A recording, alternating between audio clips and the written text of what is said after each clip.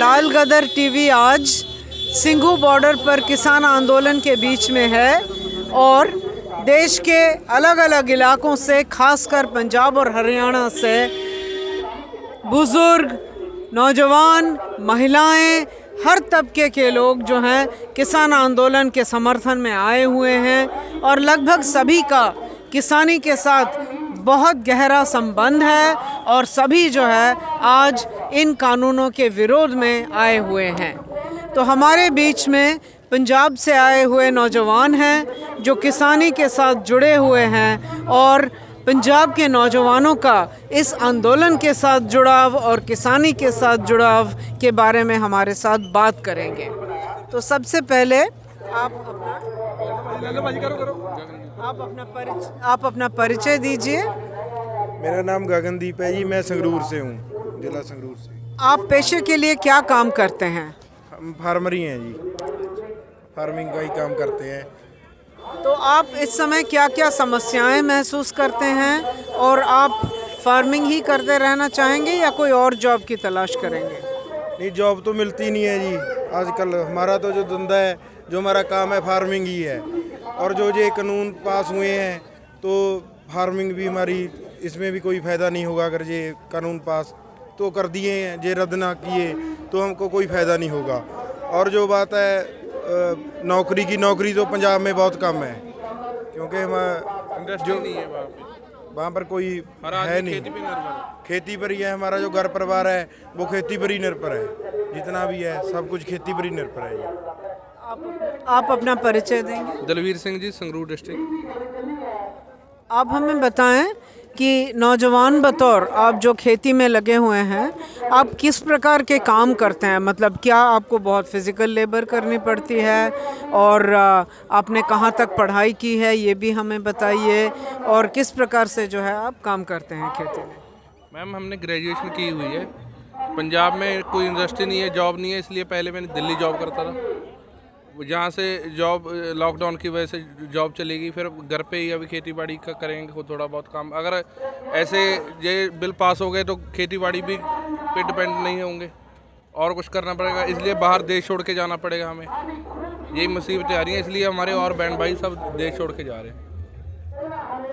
तो आपने बताया कि आपके बहुत बहन भाई देश छोड़ कर जा रहे हैं। जो आपके नौजवान जैसे देश छोड़कर जाते हैं तो किन हालातों से मजबूर होकर जाते हैं और वहाँ क्या प्रोस्पेक्ट्स देखते हैं आपके लिए? तो आप अपना परिचय दीजिए। मैं तरुण लांबा यमुनानगर हरियाणा से हूँ और ये नहीं कि बताइए। यहाँ पे सारे पंजाब से हैं, हरियाणा के भी ही उतने भाई यहाँ पे आए हुए हैं जितने पंजाब से आए हुए हैं। और सबसे बड़ी बात आपने जो पूछी कि लोग यहाँ से छोड़ के क्यों जाते हैं। अगर एग्जाम्पल मान लीजिए आपका ही बेटा है, आपने उसे बीकॉम कराई, मास्टर्स कराई, मास्टर्स कराने के बाद भी उसको दर दर भटकना पड़ता है, नौकरी नहीं मिलती है। सरकारी नौकरी वैसे ही हमारे देश में ख़त्म हो चुकी है, प्राइवेट में वैसे कोई सिक्योरिटी नहीं है। जैसे आप एग्जाम्पल लगा सकते हो जियो का, रिलायंस फ्रेश से मैंने अपना करियर स्टार्ट किया था। 6,000 रुपये से मैंने अपने यमुनानगर में जॉब स्टार्ट की थी। तो एकदम से रात को 8 बजे हमारे पास मैसेज, 7 बजे हम अपनी ड्यूटी से घर गए हैं, 8 बजे हमारे पास मैसेज आया है कि कल से रिलायंस फ्रेश बंद। तो आप प्राइवेट कंपनियों का तो भरोसा कर ही नहीं सकते, जॉब सिक्योरिटी नहीं रही। सरकारी गवर्नमेंट हमारे लिए वैसे ही सब कुछ प्राइवेट कर रही है, तो हम क्या करेंगे? खेती, अगर ये कानून आ गया खेती बिल्कुल ही नहीं खत्म रहेगी। मेरे पापा दुकानदार हैं, गांव में हमारी शॉप है। हमारा सारा 80 से 90% जो काम किसानों से चलता है।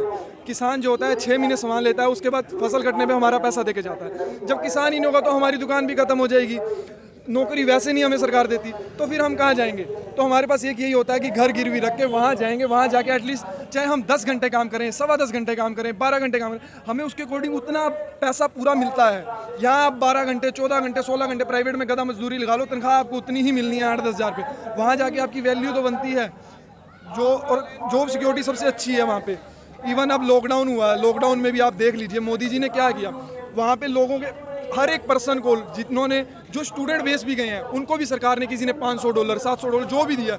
यहाँ तो हमें मास्क भी सरकार ने 20 वाला मास्क, जो 10 वाला, आप मानते हो हम पहले पैकेट लेते थे, घर में यूज़ नहीं होता, 2 रुपये का मास्क आता था। लॉकडाउन में 20-20 रुपये का मास्क खरीदा और जो N95 चला दिया इन्होंने, उसका 200 से 300 रुपये दिल्ली में बिका है। वो जो देश मास्क की, आप उसको राजस्थान सरकार को ही लगा लो जिसने 2.5 करोड़ रुपए का मास्क और सैनिटाइजर का घपला कर दिया, उस देश में आप क्या सोच सकते हो, क्या कर सकते हो? और जॉब की सिक्योरिटी तो आप यहाँ पे ले ही नहीं सकते।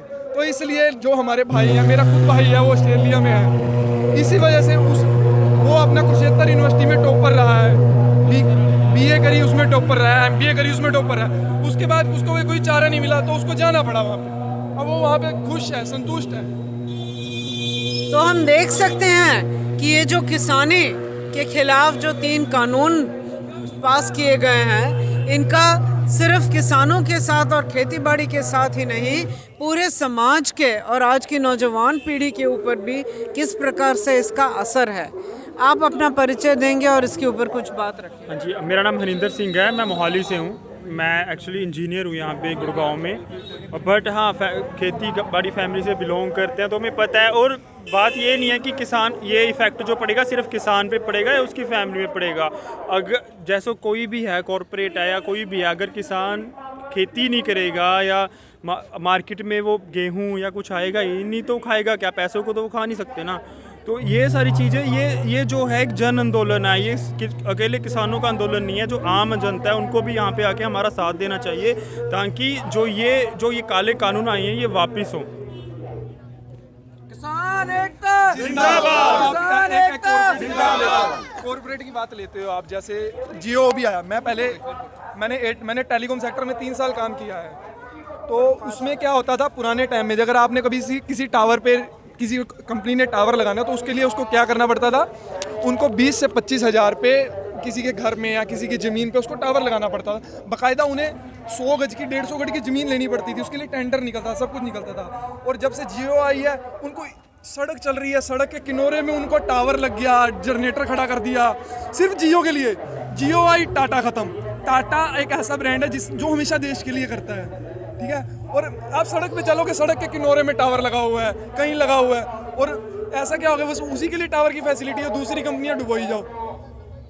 तो ये तो अंबानी अडानी का ही कर रहे हैं और किसी के लिए कोई देखिए, हमें किसी से कोई मतलब नहीं है, उनको अपना बिजनेस करना है, वो बिजनेसमैन है, करें, ठीक है। बट जो हम खेती है ना, खेती को बिजनेस में मत डालें, ये अलग ही रहने दे तो बहुत अच्छी बात है ना। जैसा पहले था, हमें नहीं चाहिए इनके कानून। बस अगर खेती ही नहीं होगी, ना इनके आटा बिकेगा, ना इनके बिस्कुट बनेंगे, ना इनके चिप्स बिकेंगे। खेती के ऊपर ही सब पूरा देश निर्भर है। अगर हम किसान में, आप भी रोटी खाते हो, चावल खाते हो, जब किसान तो अपना गुजारा कर लेगा, अपनी एक पैली उगाड़ेगा, उसका रोटी पानी खर्चा निकलता रहेगा। और पानी की बात रही, जो सुबह से शाम तक 24 से 7 घंटे ठंडे पानी के ट्यूबवेल में चलता रहता है, उसके लिए क्या बैरिकेड काम करेंगे, क्या इसका पानी का टैंकर जो छेड़ा है, इनका कुछ नहीं बिगाड़ सकते। देखिए वाले हैं कि एक को चलो बाहर भेज देते हैं, एक जहाँ रह जाता है माँ प्यो के पास, लेकिन अब क्या करेंगे, अब तो दोनों को ही जाना पड़ेगा, छोटा देश या बड़ा देश। तो यही बात है कि ये कानून रद्द होने चाहिए। और किसको लगता है, कौन चाहता है कि हम अपना घर छोड़ के बाहर देश जाएं? हमारा देश है, हम देश के प्रति पूरा सम्मान रखते हैं। बट हमारे देश में जब हमारी सरकारें ऐसी हैं तो आप क्या किसी से क्या वो रख सकते हो? तो हम देख सकते हैं आज के नौजवानों ने आज किसान आंदोलन के बीच में हमें समझाया कि इस देश की सत्ता जो है उसे नौजवानों की भी परवाह नहीं है। नौजवान जो शिक्षा लेकर, पढ़ लिख कर उम्मीद करते हैं कि इस देश को आगे ले जाएंगे और किसानों की, गाँवों की हालत में भी और सुधार लाएंगे। तो ना उनके पास गाँव में नौकरी है, ना शहरों में नौकरी है, ना किसानी को रोजी रोटी की सुरक्षा दे रही है। यह सरकार चंद कॉरपोरेट घरानों का ही काम कर रही है। और इसलिए आज किसान के हर तबके, बुजुर्ग, महिला, नौजवान सब यहाँ शामिल हैं और डटे हुए हैं कि ये कानून रद्द होने चाहिए। लाल गदर टीवी की ओर से आप सबको बहुत बहुत धन्यवाद।